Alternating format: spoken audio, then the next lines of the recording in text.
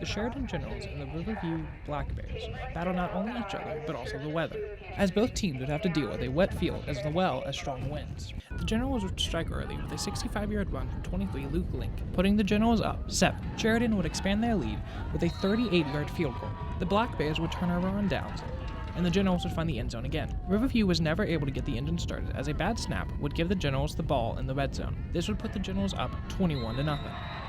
The first quarter would end with a pick six thrown by the Black Bears, putting the Generals up 30. The Generals would rack up the score, and the Generals would continue with a quarterback rush to start the second. The second played out just like the first, with the Generals having full control of the game. Sheridan's number 23, Luke Link, would rush for 109 yards in the first half. The Sheridan fans would enjoy this, as this was also their homecoming game. The fans were loud the entire time. The Generals managed to find this end zone for 52 points in the first half, and they looked to continue that momentum in the second. The Black Bears weren't able to mount any offense and would fall to Sheridan 62-0. With this win, Sheridan looks to the playoffs, as the team has a 58% chance of making the playoffs, but is unlikely to get a home game. If Sheridan is to make the playoffs, they must continue to have dominant wins like they have this week. They must also make sure to stay competitive in games that they are most likely not to win.